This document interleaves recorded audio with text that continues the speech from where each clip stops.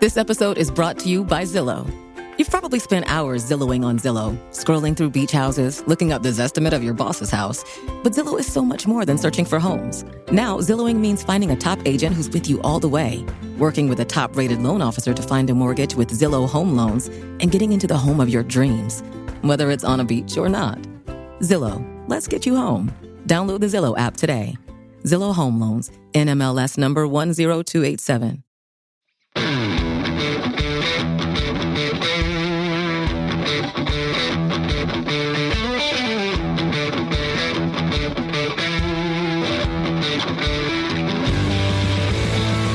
Welcome to the Fantasy Footballers DFS and Betting Podcast with your hosts, Kyle Borgononi and Matthew Betts.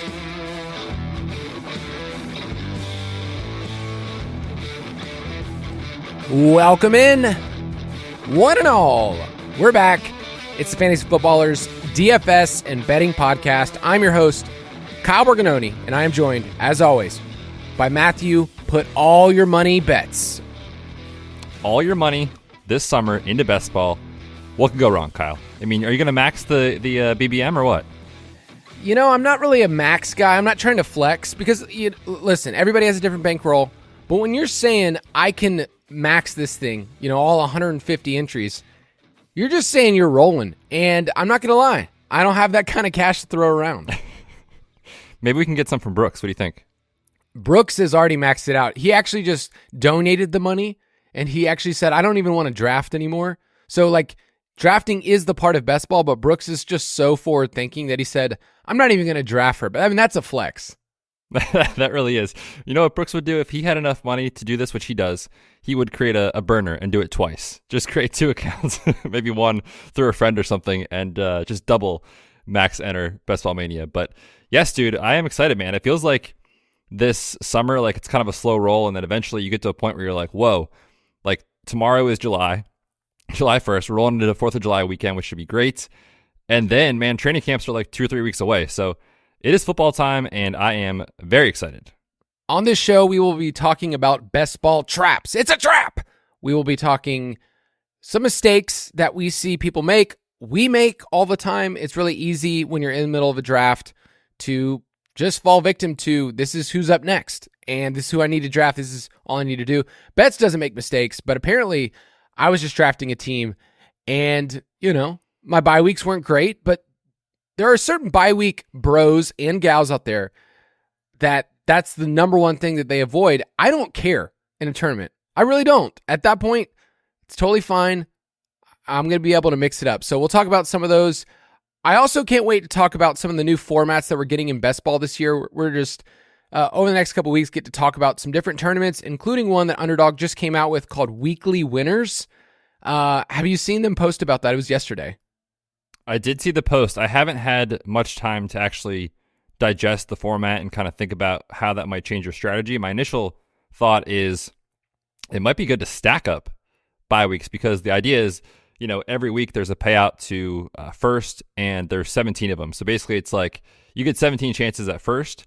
And if you're stacking up bye weeks, it means you have a better chance to have all of your roster available to contribute for a certain week. Obviously, you're gonna lose the week that you stack up the bye weeks, but it gives you a better shot otherwise. So that's my initial take. Other than that, though, I haven't really had much time to think about it. So for everyone listening, do not take that as hard and fast advice because I need more time to sit down and actually look at this thing. Yeah, it's just another way for us to play best ball and to get paid out weekly. So for some people, that sounds awesome because they're giving away $20K to first place every single week. So let's be honest, this is a DFS tournament that you are drafting now without all the information. So the format is fun. We'll talk maybe a little bit more in the coming weeks, but it kind of plays into our DFS mindset and the way that we're looking at it and the way that we're talking about stacking. So I can't wait to draft a team and go all in on the week 4 stack that I don't know anything about. It's these two teams are playing week 4. And then at the end of the day, you're like, oh, that quarterback's out. So it doesn't really matter for that team. So best ball money is a different kind of money to invest.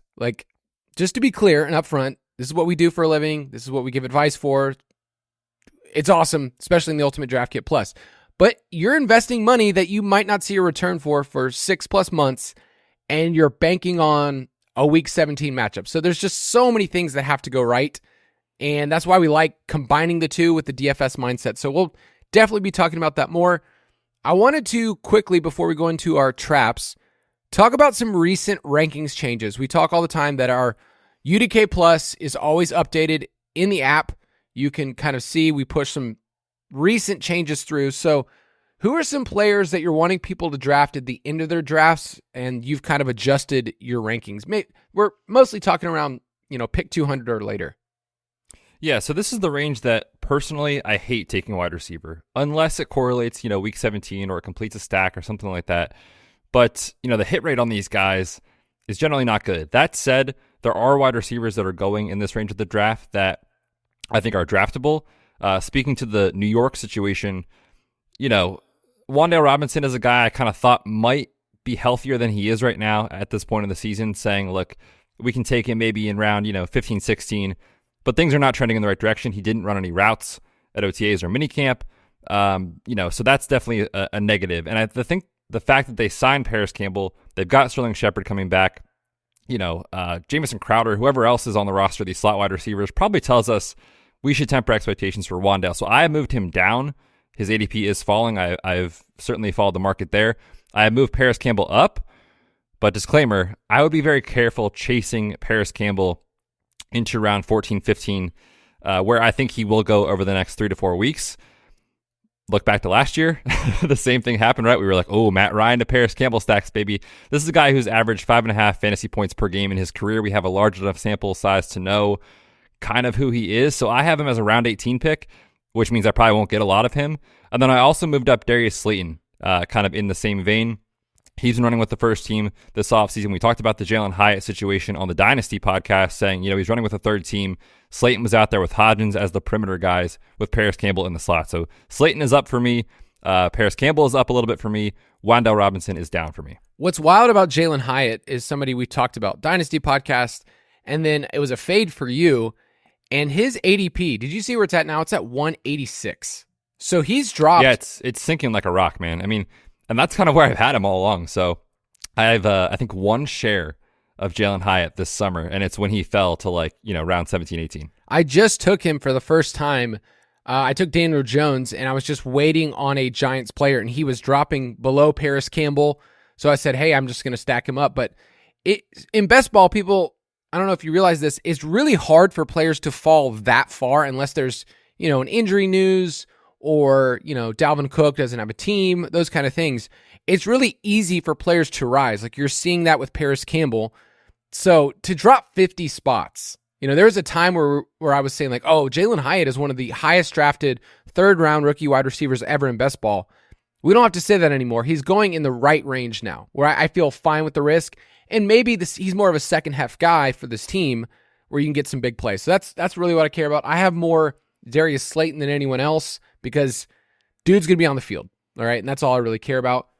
I wanted to get your thoughts real quick on Devontae Parker because I just moved him up to 198. Oh, big Devontae guy, huh? I want people to be able to get him ahead of Tyquan, who I just trashed the other day on the Dynasty podcast. Yeah, what a signing, right? We don't know the full details yet. I'm sure it'll come out that it's a lot of incentives and things like that. But to sign Devontae Parker to, air quotes, a 3-year deal, it's probably going to be more like a 1 or 2 year deal with a void option or something. But I don't know, man. What is New England doing? I don't understand. But the contract, says he's probably going to be a starting wide receiver. And in the offseason, they've been running a ton of 2 tight end sets with Mike Gesicki and Hunter Henry, who I think are both good picks right now for the fact that I don't think they're giving you zeros, in round 16, 17, 18, especially Hunter Henry, who doesn't even go drafted in half the drafts I'm in. So if you want to do a 3 tight end build, Hunter Henry as your third tight end certainly makes sense. If you want to include him as a Buffalo Bills bring back player, that makes sense to me. So yeah, man, I've also moved Devontae Parker up. Tyquan Thornton has come down in my rankings. We talked about that a few weeks ago, just saying look, there's a lot of smoke around DeAndre Hopkins. I'm worried about Tyquan Thornton just from the situation standpoint. But when you throw in the fact that now they signed Devontae Parker, they might be running a lot of 2 wide receiver sets. They paid Juju in free agency, so I think it's going to be Juju and Devontae with Tyquan kind of rotating in, it's going to be tough for him to pay that off, especially when you factor in the hit rate on these guys as rookies who do what he did, which is basically nothing in year one. The hit rate is so low. So I have taken, I think, one share this summer of Thornton. I've been mostly on a fade for him. Yeah, their rotation is going to be weird because Kendrick Bourne will still mix in, and on a per-touch basis, he's actually been really good. He's just never going to be a guy that's going to get much volume. And then you got your boy Kayshon Boutte that I won't be drafting anywhere. Nope.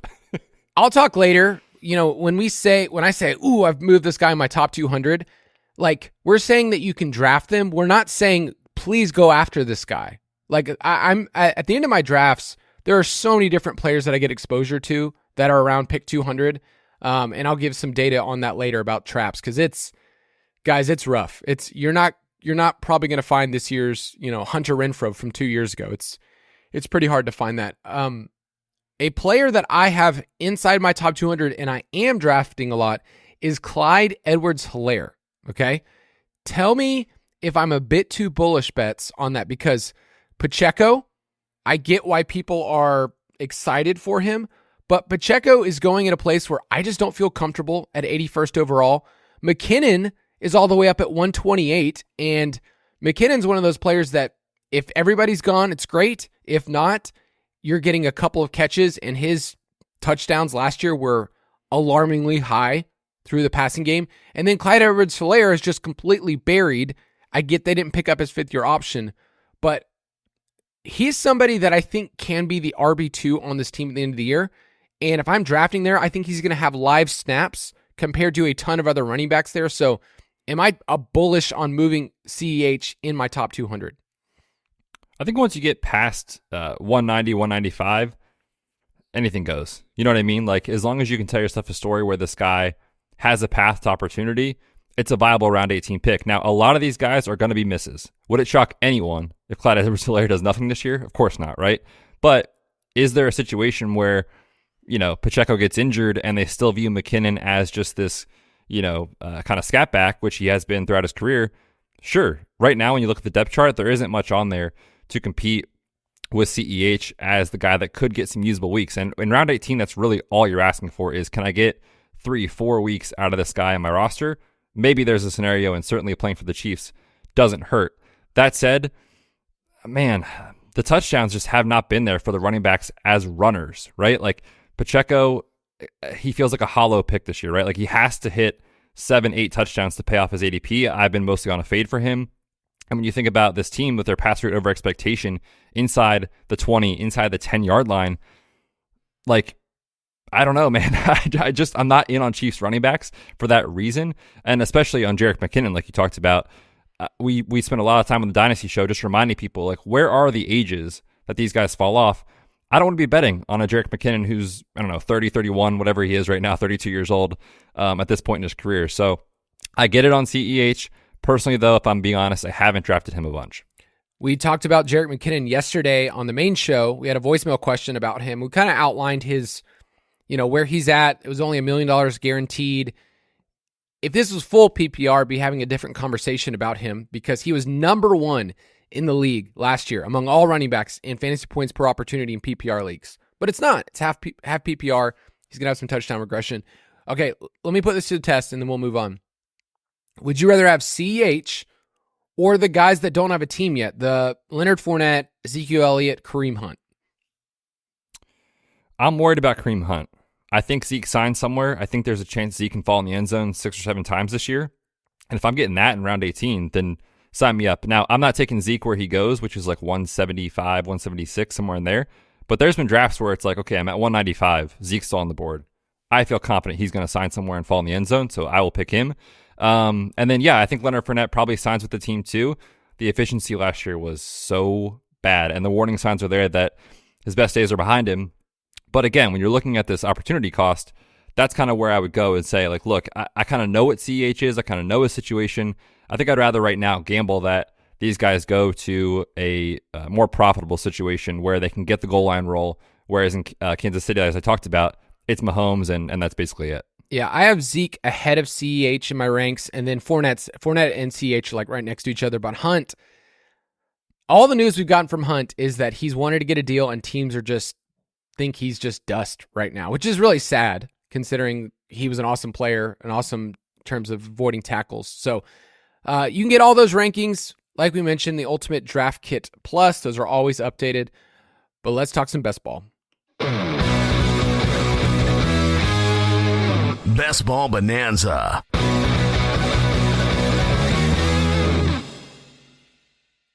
We're going to talk about some mistakes, some traps that people make. And Bets, you've written this article before, and we'll have kind of a variation of it this year of just, these are the traps that we all fall into when we're drafting. And this is just a bonus one off the top. But using last year's data or just finding some type of graph on Twitter that confirms what you want to do is not going to help you, right? Like I mentioned earlier, Hunter Renfrow, went past pick 200 2 years ago and was incredible. If you just said, hey, I know I can find receivers past pick 200 because Hunter Renfrow was there in 2021, that's not going to happen again. Like you can't look at 2021's data and say, hey, I'm going to find a Cooper Kupp in the same exact spot in the 4th, 5th round. So please know when we talk about last year's data or we refer to something that someone else says, it is a piece of the puzzle. It's not prescriptive. I talk about that a lot. Like statistics are mostly descriptive. This is what happened, but it's not saying this is what will happen. Okay. There are certain players where you can kind of bank on this is what they are because we've seen it year in, year out. Like Keenan Allen is around 100 receptions. Now that will soon not be a thing anymore because he's going to age out of it. There are certain players that just, this is what they are, but you can't just look at last year's data and copy and paste it. We can't say, hey, this is where tight ends excelled last year. Let's just find a tight end there. It is a piece of the puzzle we use, and then we kind of move forward with that. So keep that in mind. Bets, I will let you go first with one of your traps. It's a trap. Admiral Akbar is going to lead us into every single trap. I love that. By the way, before I start, are you feeling okay? Because I think this is the first time I've ever, and we've done a ton of shows together, heard you say something negative about Keenan Allen. You just said he's going to age out eventually. Are you feeling all right, buddy? I know that I'm shielding myself from pain as I did with Julio. Okay, good. Because with Julio, I knew he was dust. I would never say it publicly. But it's painful to see your heroes, and I'm older than these dudes, so it's like my boys know that the cliff's coming. And I think Allen has at least one more year. Yep. Okay. Just checking. So my first trap here on the show today is going to be following ADP as a hard and fast rule. Now, we have talked a lot about ADP. It is important. The market gets sharper as the summer goes on. And we found through a lot of studies, if you are reaching on players, it's not good for your advance rate. Similarly, if you're letting players fall past ADP and you can get them as an ADP value, that is good for your advance rate. So it shows that it has value in the market. And what I'm saying is we don't want to ignore it, but I will see people in drafts or I'll have questions, in Discord or on Twitter where it's like, hey man, I'm up next, in the slow draft. Here's who's on the clock. Like, I feel like I got to take this guy. Like he's right there at ADP. ADP is a guide, right? And I kind of want to link this back to some things that go wrong. Injuries are going to happen. We don't know who it's going to be, but injuries will happen. There are many situations right now that are very uncertain. Who's the RB2 in Minnesota? Where is Dalvin going? Leonard Fournette, Kareem Hunt, Zeke. That's all going to move ADP. And the market every year tends to be either over or underconfident in situations. Last year, we had, Russ and the Broncos. What could go wrong? This is going to be the best team in the NFL. This is incredible. This is what you need to win in best ball. They were terrible. Jalen Tolbert. Remember the summer of Jalen Tolbert? Got steamed up as a 10th, 11th, 12th round pick at points. Gabe Davis was in the dream scenario. He's going to be incredible as a top 24 wide receiver. He's going to go in round 3, round 4 by the time August got here. We're overconfident in things, and things are wrong. We're also underconfident and tend to fade things way too much sometimes when we just need to bet on talent. Geno and Drew Lock. We made fun of the Seahawks all summer. Tyler Lockett and DK Metcalf were incredible picks at their ADP, right? So things go wrong. Let's go back to 2021, Kyle. Let's just talk about Trey Lance for a second. No, don't. Okay, this actually it happened. This is also a bit of a negative podcast. Like I realize that we're bringing up mistakes and traps, so people are just in a mood where they're ready to rant. So just go for it. Yeah, Trey Lance was the worst pick of that summer. Hands down, the worst pick, right? It was like, okay, like round 11. Yeah, great. Round 10, I'm still in. Round 7, round 8, what are we doing here, right? So if you just follow ADP as hard and fast, this is right, we're going to get stuff wrong. And sometimes it's good to fade things. Sometimes it's good to think about, when you're on the clock, think critically about what you're doing with your pick. I go back to DFS, right? If we just assume roster percentages are correct every week and we only play the chalk, there's a reason you don't win tournaments, right? You need to get different. You need to understand that things are wrong, and sometimes we're overconfident. So what I like to do when I'm using ADP, again, we don't want to reach more than a round and a half. We want to be smart about this, but I like to think about this when I'm on the clock with ADP. There are certain players that fall to a range, but don't be afraid to grab a player a few spots ahead of ADP, especially for a tournament, if they fit your team stack.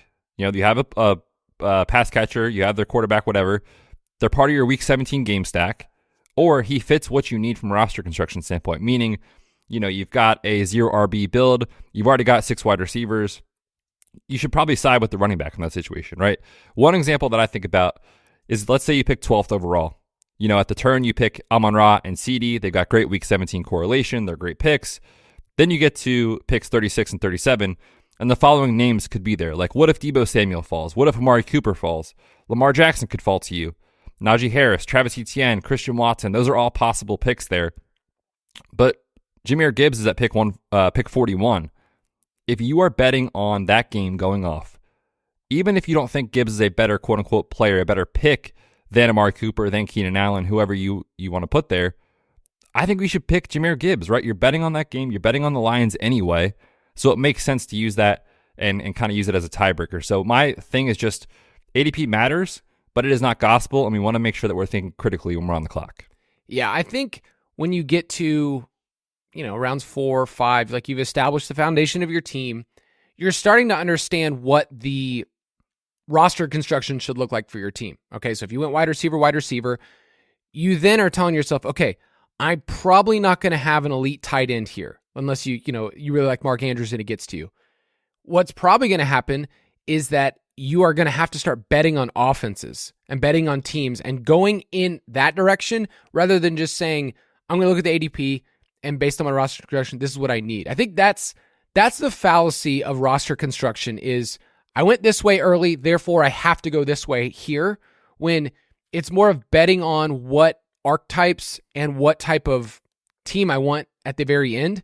And we've used this strategy before, but one, you have to draft as if you're right in best ball, but also you need to do some backwards thinking. I did an article a couple years ago called Backwards Design. Shout out to all my former teachers out there that had to learn that type of style. But like, you're They're drafting. So proud of you. I know. All of my pedagogical folk. That's a fun word for the day. Such a nerd. I know. You're drafting backwards. You're designing your team from the back. So like, okay, I know at the very end, I want this. Okay. But if you are looking at your team and you're drafting an ADP, you're just going to take the next wide receiver that's up at pick 200. And we'll talk in a second. Wide receivers past pick 200, they're dust. Running backs past pick 200, they are dust as well. So if you are just looking, except CEH. Well, he's in my top 200, man. So I forgot. I think he's like 199 or 198, whatever.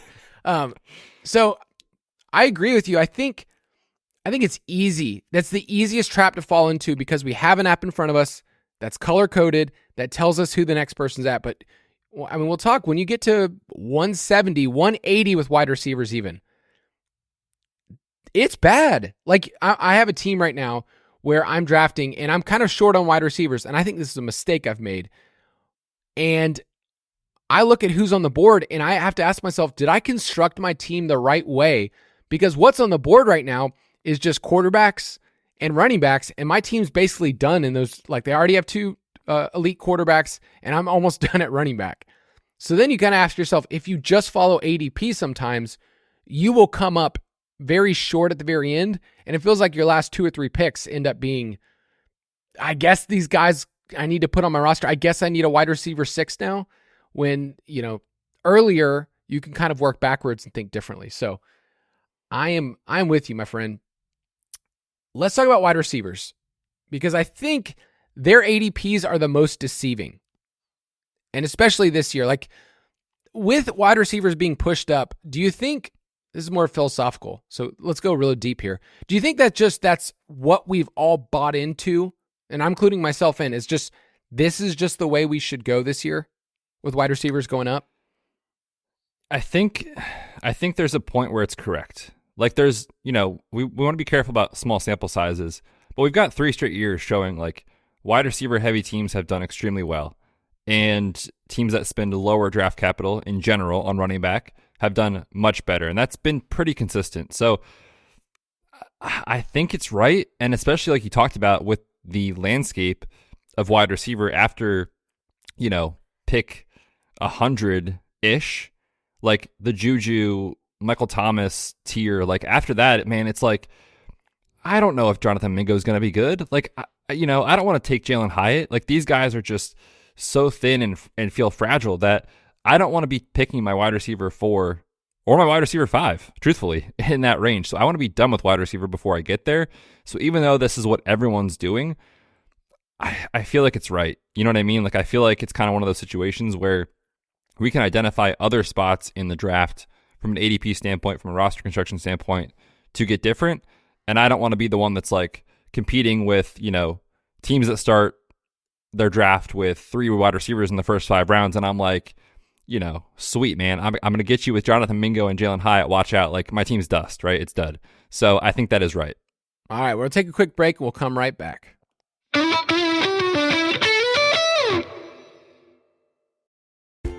This episode is brought to you by Zillow. You've probably spent hours Zillowing on Zillow, scrolling through beach houses, looking up the Zestimate of your boss's house. But Zillow is so much more than searching for homes. Now, Zillowing means finding a top agent, someone who can answer all your home buying questions, even the ones you're embarrassed to ask. They'll take you on tours, offer expert local advice, and help you get into the home of your dreams, whether it's on a beach or not. Zillow, let's get you home. Download the Zillow app today. I've got some data for us, but I need to hit that trap drop one more time. It's a trap. So wide receiver ADPs are a bit deceiving, and they could be a trap. So just to give you reference of, we were talking about wide receiver ADPs being pushed up this year. There are 13 wide receivers right now going in the top 20, okay? If you were to take 2021 and 2022 and combine those, there was 13 wide receivers going in the top 20. So like this year is doing as much wide receiver early as the last 2 years combined. So there's a lot being pushed up. And I'm not saying it's wrong with those guys. Like, who am I to say that A.J. Brown or C.D. Lamb or like Garrett Wilson, like, I have stances on those players. But if you take wide receivers early and you go double wide receiver, all of those teams, like through the first 2 rounds, I'm like, oh, that's a good team. Like, right? Like, you can't like look at these guys and go, oh man, this team started, Garrett Wilson and Amon-Ra, or this team started like Diggs and I don't know, like Olave. It's like, those are awesome teams and they probably will do well. So I'm not going to poke holes in that type of theory. What I want to bring up more is the points added, because that's in best ball what we care about the most. And I think that statistic goes underserved sometimes. Like, you're not getting 100% of Amon-Ra's points this year, okay? Because, the guy's going to just have some weeks where he's just not good. I don't know why. Just of all players, like, he's just not going to be good, Betts. I think you're wrong. I mean, look at Amon-Ra's stats last year, and you'll see that you didn't get all of his points last year. Like, I can look it up right now, but like Amon-Ra, you only got 165 points last year, and we can look up his total fantasy points, but that's not all of them, okay? So in best ball, you're getting the best score, and some weeks you're not using them for people. But the points added, and I'm just toasting him on Amon-Ra. I'm not just saying this just to, every wide receiver has that. Or I just had to use him. All I need to let the people know, Kyle, is that we have a shared team, one of our higher stakes teams, and we took Amon-Ra. So you are financially committed to cheer for this player this year. And I'm happy about that. I am. No. If he does well, it's because we drafted him. If he does bad, it's because you drafted him. I did force that pick. I'm not going to lie. So points added is what I care about the most. So I want to give you some statistics as you move down ADP with wide receivers over the last couple years. Here's how many points on average they've added to your teams, okay? If they were a top 60 pick over the last 2 years, because that's the underdog data we have, they added 130 points, okay? On average, a top 60 pick. So I just gave you Amon-Ra, 165 points, okay? On average, it's just 130 points for your team. And there are outliers in this. Like, I was putting together this data set, and Cooper Kupp breaks everything, by the way. If you use any data set and you have 2021 Cooper Kupp, he breaks all of the advance rates. His advance rate was near 50%, and so my chart just looks like, oh, there's Cooper Kupp and everybody else. But the first 60 picks, it's really hard to get it crazily wrong, right? And right now, in the top 60, we have 30 wide receivers going there, okay? So this year, I would say I would expect those points added to go down a little bit because you're having so many players shoved in there where there's some running back values that are going to be in the 60s. So the running back data actually might be skewed this year because of how they're getting pushed down. But on average, 130 points is added by a top 60 pick. Now, if you start going down a little bit, that changes, okay? The points added that you're getting, it's different. But in the top 90 this year, I think you can still find quality wide receivers, okay? You just have to identify the right archetypes. So when you're drafting for your team, if you're just looking at ADP and you just take the next wide receiver up, you're going to miss out on what type of players you need, especially on a half-point site. So this year, I've leaned more into guys that I'm like, okay, I get it. It's not going to be pretty some weeks, but this is a player on an offense I like that, generally speaking, is a touchdown dude, right? Like the Gabe Davis types. Mike Evans, you might not like the offense, but he's historically been a touchdown dude. Tyler Lockett, he's always been a touchdown type of guy. So I'm going to buy into players and wide receivers in this range from the 60 to 90 range that either are touchdown guys, they're on a good offense like Seattle or Baltimore that we buy into. They could be the number one in their offense, Deontay Johnson, or breakouts that we believe in. So I think you and I both believe in Jahan Dotson at wide receiver 39. So you could go through your draft and everybody's picking these guys, right? They're in the top 90 picks. The problem is if you don't have 4 or 5 guys in the top 90, by the time you're getting to pick 100, you're dust to me. Like you need 4 or 5 wide receivers in your roster before pick 100, or you enter this crazy, I don't even want to call it a dead zone. We need to rebrand it. But past pick 100 this year is so rough at wide receiver. I'm going to give you some names, and at the end of this bet, so you can tell me how you feel emotionally, okay? When you start to get near pick 100, these are the guys that are going there. Michael Thomas, Courtland Sutton, Jamison Williams, Tyler Boyd, Juju Smith-Schuster, Allen Lazard, Odell Beckham, Sky Moore. How do you feel about those bros? I hate it. I really hate it. I think we should rename it the instead of the dead zone for wide receivers. This is dust, man. I mean, Michael Thomas, like, it's been so long, right? Like Courtland Sutton, the writing's on the wall that he's just not the guy we thought he was.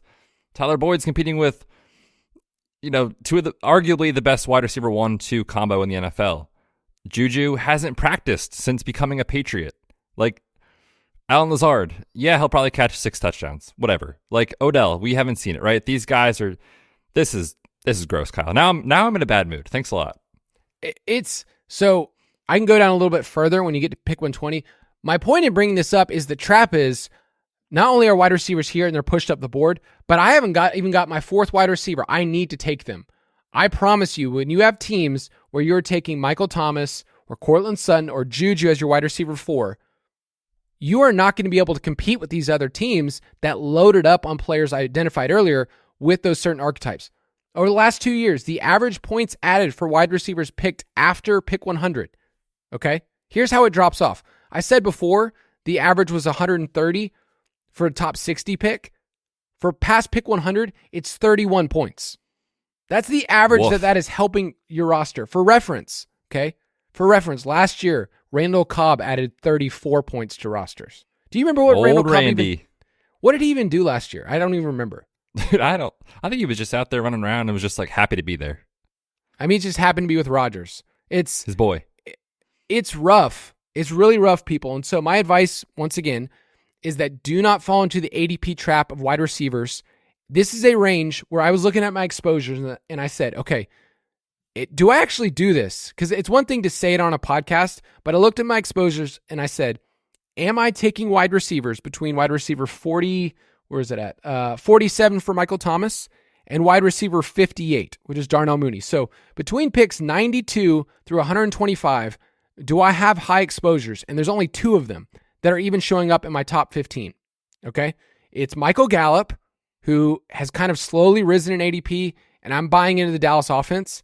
And it's Odell Beckham when I'm stacking with Lamar Jackson.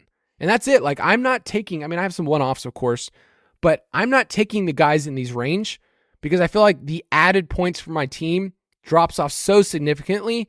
And then the other part is I get to the end of my roster, like I mentioned, and I'm having to take other dudes just to like get to 7 or 8 wide receivers. That's the most painful part when you're drafting. You're like, I have to get to 7 or 8 wide receivers, and I'm having to load up on turds at the very end. So last couple of numbers I'll give you, and then Betsy, you can respond. The hit rate on wide receivers 150 plus, their points added is 25 points. Okay, so it's actually not that big of a difference. And you think of like pick 100 and pick 150. When you get to pick 200 or plus, it's about 20 points added. And that includes Hunter Renfro's points in there. So it just drops off a cliff once you get to pick 100. So my advice this year is don't fall into that tier trap. Yep. I think if there's one thing that we take away from the show today, I think this is it. I really think that if you are relying on these guys to be a starting contributor to your best ball team, you might as well look towards next year. It really is an unlikely situation, especially with the names that you talked about there. So I'm with you. I have exposure to a bunch of these guys, but it's only in the right scenarios, a stack or a game stack, stuff like that. But yes, I'm with you. I'm coming out hot and heavy on wide receivers out of the gate. All right, so I need to just quickly ask about Beckham because the ADPs have separated for the other Baltimore wide receivers where it's clearly like, okay, Bateman's pushed up and Flowers right behind him. And then Beckham's sitting at 112 and was paid a boatload of money, but he could be dust. So is Beckham one of those players that you're only adding in Baltimore stacks, or do you think, okay, like he could lead the team behind Mark Andrews in receptions? I think he's an okay pick on Underdog, where it's half PPR and you're saying, look, if he somehow gets to 6, 7, 8 touchdowns, like that's incredible. But is he ever going to give you the DraftKings scoring type of season where you're like, I need 80 catches and 1,000 yards and like 4 touchdowns? Like that seems incredibly unlikely at this point in his career. So I think he's a better pick when you talk about archetype on Underdog. That said, I am only taking him pretty much when I have Lamar as part of the stack, because what you're saying in that situation is Lamar rolls, the offense rolls, and Odell is a part of it. Whereas if you're taking Odell without Lamar, you're basically saying like, I hope he gives me, wide receiver 3 numbers, which is certainly possible.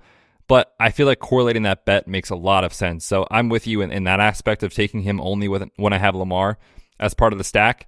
But you're right, man. This feels like a tricky situation with Baltimore where it's like you could talk yourself into Bateman or Zay Flowers or even Odell.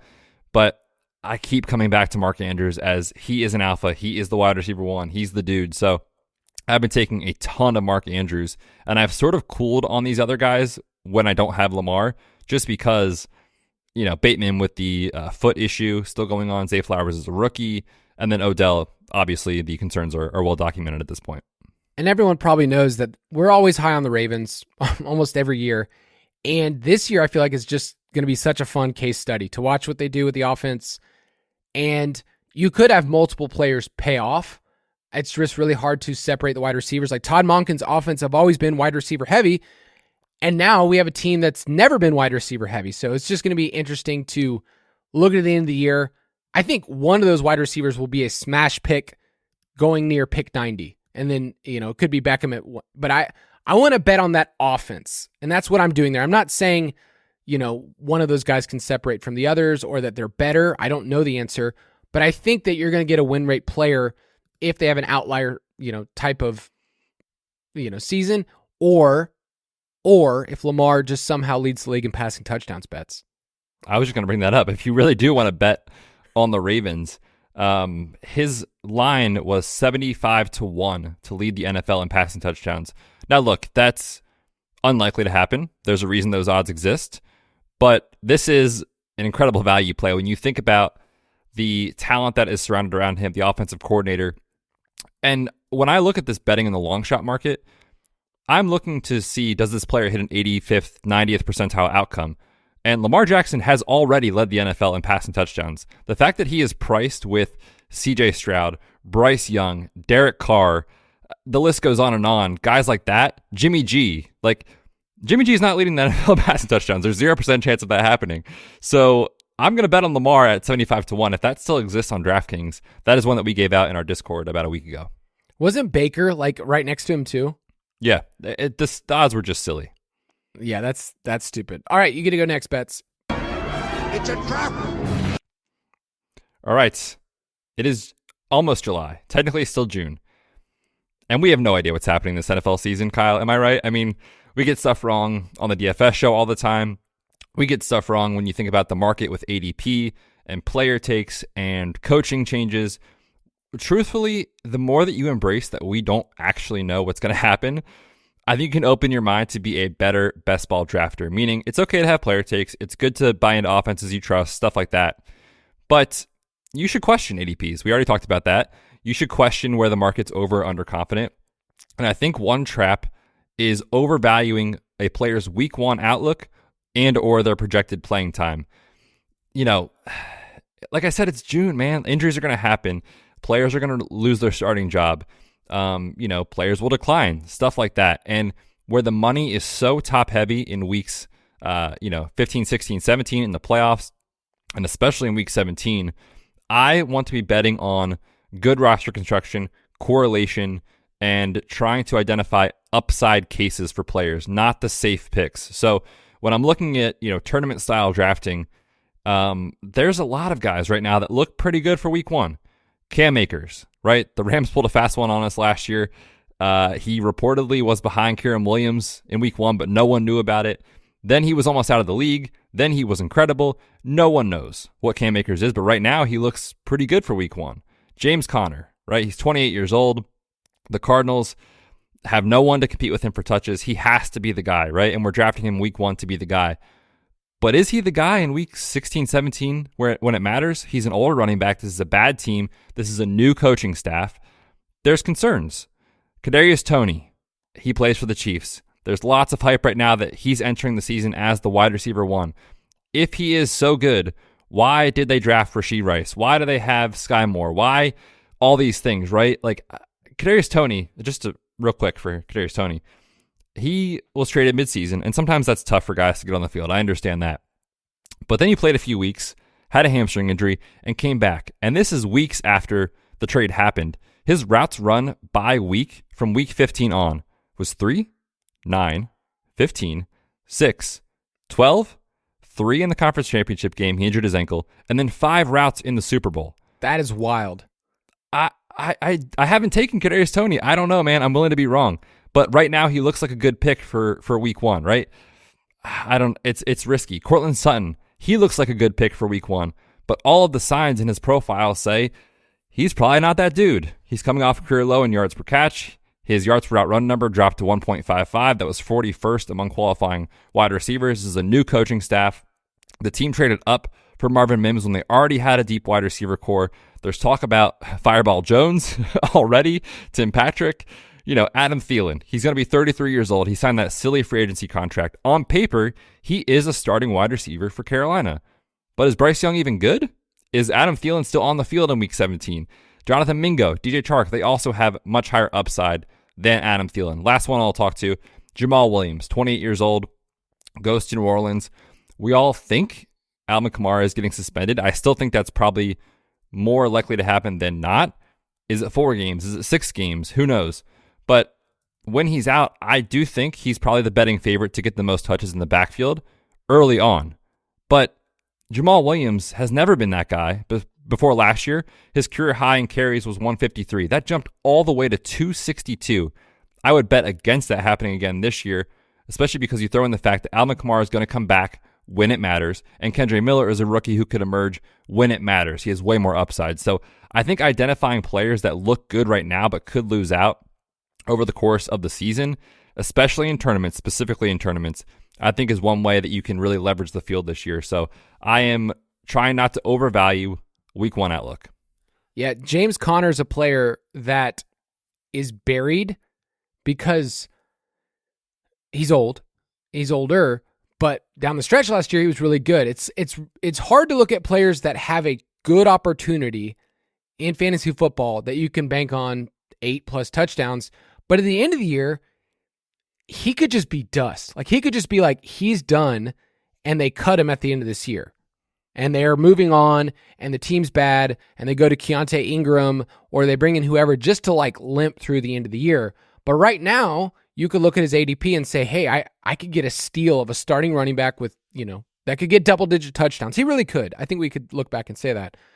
But yeah, I think week one is a tempting thing because we go off of what we think we know, but the majority of the year, we just don't know. Like you said, like 90% of the year, we have no clue of how this is going to turn out for a team. And I want to go back to Tony real quick. There was a player that the Chiefs had that was once one of the best per route players, and they slowly expanded his route tree, and they slowly expanded what type of player he was, and that was Tyreek Hill, right? Like, if there's one player that Tony's been kind of comped to, it's like, oh, well, he's kind of like Tyreek-esque. But Tyreek ran a full amount of routes. Like, they wanted him out on the field. So you got to ask yourself with Tony, is he ever going to be somebody more than 15 routes a game? And if you knew you were getting 15 routes a game, there's no way he should go where he goes, right? If you told me that was going to be the outcome, he'd be the worst pick on the board, no doubt about it. Yeah, let me give you some other names that are going right there with Kadarius Toney. Right after him, our boy Jahan Dotson, George Pickens, Gabe the Babe Davis, Quentin Johnston, Brandon Cooks, Elijah Moore, and the Baltimore wide receivers. Like, all of those dudes are ranked ahead of Toney in my rankings, and I think the archetypes are just better. Like, who's going to catch more touchdowns this year? Gabe Davis or Kadarius Toney? I mean, we're going to look silly when we say Gabe Davis and he comes out for 4 touchdowns and Kadarius Toney catches 5, but I will say Gabe Davis. I will too. Like, I feel pretty confident that it's not a stone cold lock, but I'm going to take that. Yeah, I have all of these players ranked above him. So I once again, we could be wrong, but we're drafting as if, a lot of times like he's going to be the guy in Kansas City, where historically, outside of Travis Kelce and Tyreek Hill, there's been no other dudes that get consistent volume, and players that rotate in way more than you think. Just the Justin Watson types, they get on the field because they're trusted for the Chiefs, and the production's spread out. So Kadarius Toney's a fun player, don't get me wrong, but he's not somebody that I think we want to be drafting this year. All right, another trap. It's a trap. I'm calling this one Finding the Right RB Family. I think rounding out your roster with running backs can be tough, and it all kind of depends on how you start your draft, right? Are you going robust RB build? Do you go hero where you take one and you're just waiting? Do you just say, hey, I'm just going to wait till the 7th, 8th round and let's get nuts because running backs don't matter? Whatever it is, let me give you once again the points added as you go down. And running backs, as much as we say they don't matter, as much as you can whiff on the 101 with Jonathan Taylor, whatever it is, you know that the guys who are guaranteed touches are ranked there at the top because they're good, right? Like, there's a reason why we have Nick Chubb and Tony Pollard, like all these players, like they're good on the field. They're good on a per touch basis. They also could get injured, but a top 100 running back over the last 2 years has averaged 117 points added. But what's interesting is that if you drop from 100 to 170, kind of that window of the draft where it's like, okay, I'm trying to get my RB, 4 or 5, whatever. You can find a lot of running backs. The average points added was 66 points, which shocked me. I thought it would be way lower for these parts of the draft. And I looked at the data. There are a lot of ambiguous running backs going past pick 100 this year. And they could end up leading the team. They could have every week kind of value. And that's one of my favorite spots in the draft this year. If you look on Underdog past pick 100, there's a window of about 4 to 5 guys that I like and are showing up on my teams. The Zach Charbonnet, AJ Dillon, Antonio Gibson, Samaje Perine. What do you think about those guys right there? Yep, I was nodding my head the whole time Kyle was talking with those guys. I agree with you. That's a sweet spot. I think if you do go hero RB or a zero RB build, that's a great spot to be taking, your RB2 or something like that, RB3. That is a range that I feel pretty confident will be profitable and pay off, because when you get after those guys, when you go to the next tier or two, then it gets really, really shaky, for sure. So I don't think there's a lot of big differences between the guys that go there and the James Conner, Rashad White type of tier, right? And Isaiah Pacheco. You can poke a lot of holes in those guys. What's the difference in their outlook on a season-long basis? To me, not much. Yeah, when you go past them, Brian Robinson, Damian Harris, Rashad Penny, Devon Achane, Khalil Herbert, Elijah Mitchell, that's an area where I haven't had a lot of those guys. So when you're drafting running backs, it's about finding the right family, the right pairings, and sometimes there's parts of the draft where I am just skipping entire rounds or round and a half of people. And so you can be really fortunate if you use our rankings that I'm ending up with a lot of guys between pick 100 and 110 from the running back family, and not a lot for the next 20 picks. But then there's another grouping a little bit after that when you get to pick 135. Jaylen Warren is probably steamed up a little bit more than he should be. He was going pick 150 plus earlier. He's at 135 now, but I like him, Kendry Miller, Tank Bigsby. Those are guys that Jerome Ford's gone up 50 picks. So yeah, he I'm a little worried about that one. Yeah, that one's going up a little bit high in my exposure, but then it drops off a cliff again until the very, very end. So you're finding the right groupings. Now, if you're going robust, okay, if you're going robust, I categorize that as you have at least 2 running backs in the first 4 rounds, okay? And then you're probably adding a third running back by round 6, okay? So you're getting 3 running backs in the first 6 to 7 rounds. That's a little high testosterone. Most of my teams don't look that way. But let's say you started your draft bets because you're a high T guy, right? Obviously. Okay, let's say you started your draft. You said, you know what? I'm going Austin Eckler, Nick Chubb, okay, because Chubb is as high T as it gets, but we love Chubb. And then you said, you know what? I want to add another running back in the 4th, 5th round. I'm going J.K. Dobbins, okay? So you started your draft with Eckler. You added a wide receiver in there. Maybe you got Mark Andrews because you're crazy about him. But Eckler, Chubb, and then Dobbins. How are you thinking about your team knowing that you just spent crazy draft capital on those players and you're an idiot because Eckler and Chubb have the same bye? Yeah, thanks for that, buddy. If that's my start, you are backed into a corner of I'm taking wide receiver with my next 6 picks, or something like that, unless there's something obvious that sticks out from a value standpoint. But when you start that way, A, I hate my teams. And B, what Kyle talked about earlier is you are forced to be taking Michael Thomas, Cortland Sutton range, Sky Moore range, that sort of stuff. And that's where it gets super dicey. The running back range that we've hit the most this year is when you get to RB12. So you've already hit wide receiver or an elite tight end with Mark Andrews. But when you get to RB12, that's Najee Harris, Travis Etienne, Jahmyr Gibbs, Joe Mixon, Kenneth Walker, Aaron Jones, J.K. Dobbins, Alexander Mattison, Miles Sanders. That tier is awesome.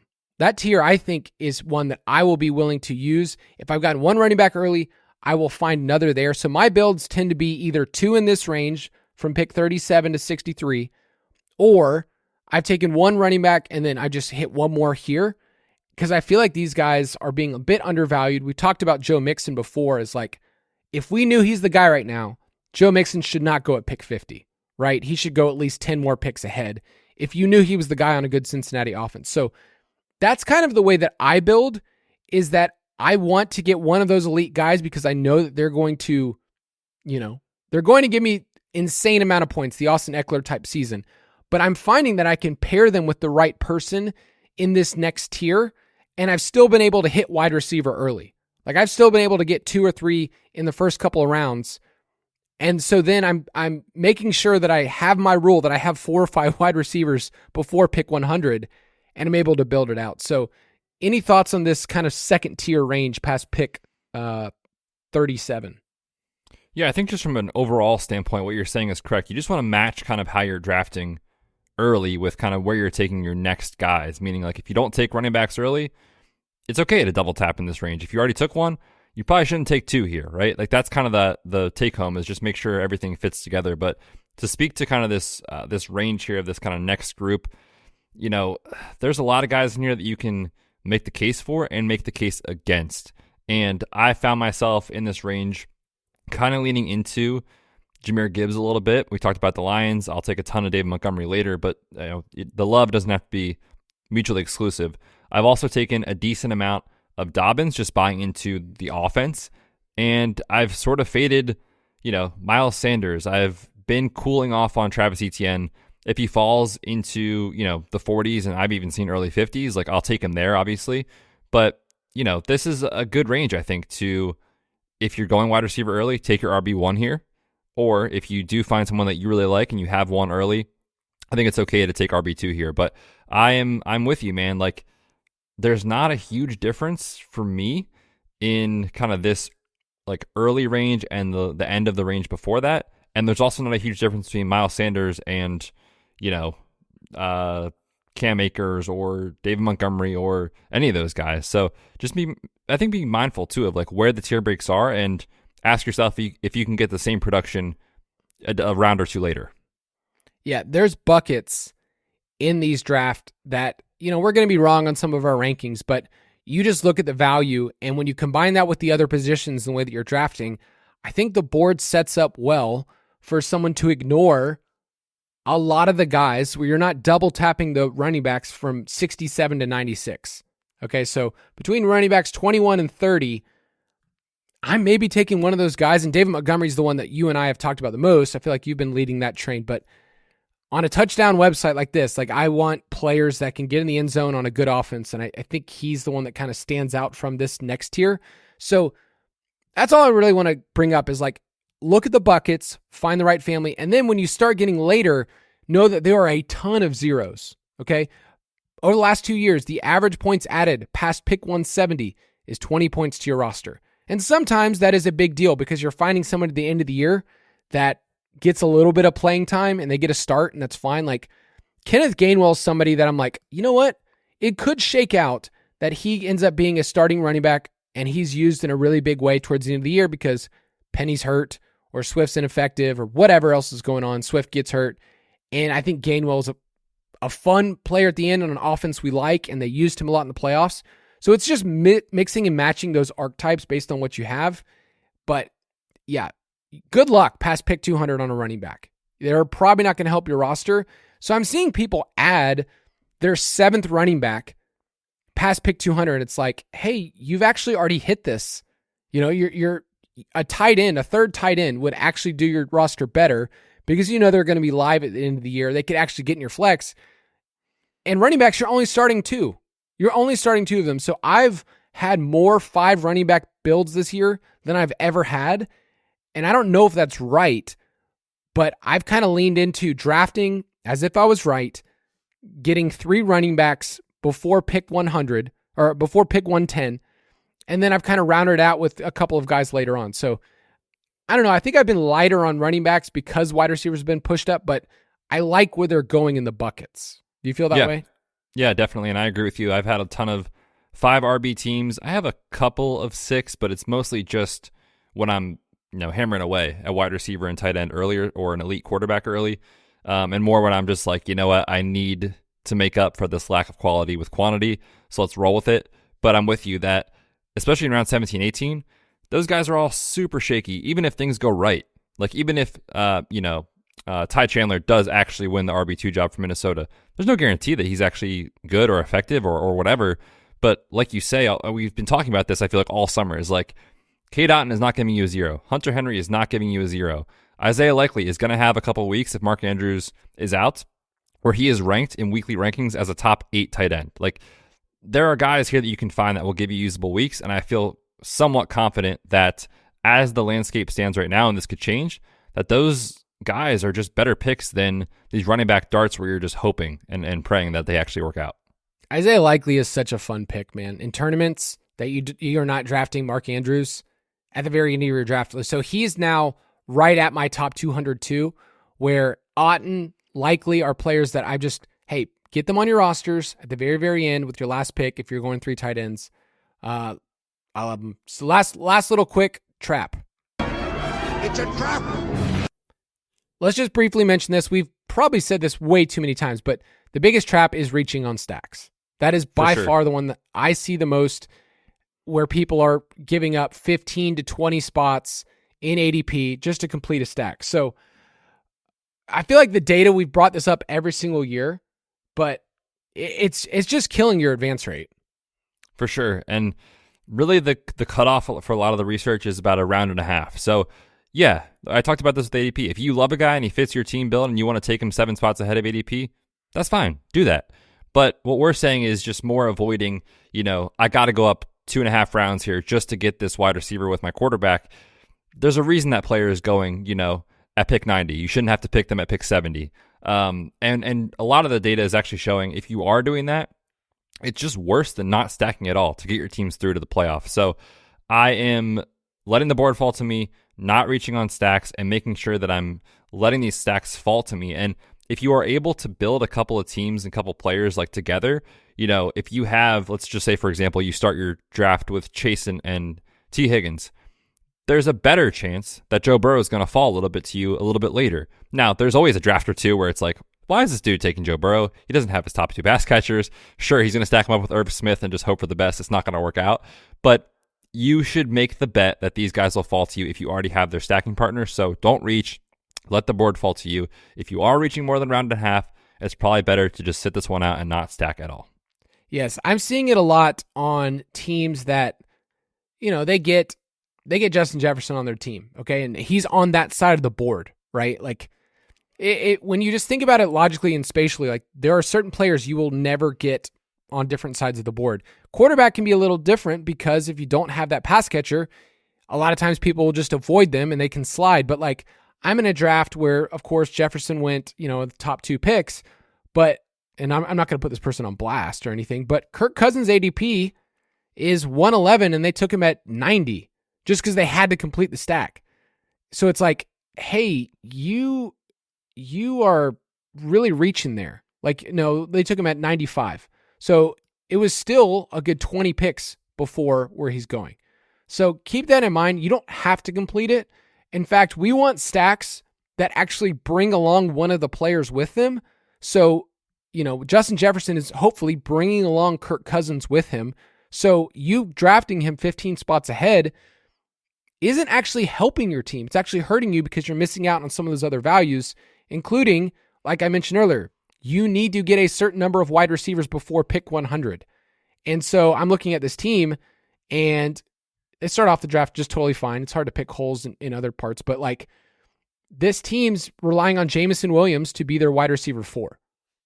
That's a lot. That's a lot to ask for when you're getting 6 weeks of zeros. So keep that in mind. I mean, they drafted some other good guys. It's fine. Everybody's team's going to look good to the first part, but it's not as good as mine. Of course, obviously. You want to hear about this awesome team? Jamar Chase, DK Metcalf, Josh Allen, with a backdoor Gabe Davis and a backdoor Dawson Knox and Isaiah Likely late. Come on. What can go wrong? Uncle Jerome's on this team. Of course, Michael Gallup's on this team. I don't like my running backs, but whatever. No, there's going to be a position you hate. Right? They don't matter, remember? I feel like when somebody posts their draft, I'm like, this is my best draft ever. I'm like, there's got to be a position that you just hate and you're just terrified. Like this position's going to completely screw me. That just happens. That's how best ball works. That's going to do it for this episode. We are going to be talking league winners soon on this podcast. So Betts and I will give our stamp of approval. He can find this year's Ramondre Stevenson, which good luck. That was 1 in a million type of picks. But check out all of our stuff at ultimatedraftkit.com. Betts, tell the people goodbye. 1 in a million for you. That was easy for me, Kyle, last year. No, but in all seriousness, have a good weekend out there, everyone. 4th of July weekend. Enjoy celebrating. Stay safe out there. We'll be back next week. Enjoy the weekend. Take care. Thank you for listening to another edition of the Fantasy Footballers DFS and Betting Podcast. Don't forget to visit us on the web at thefantasyfootballers.com.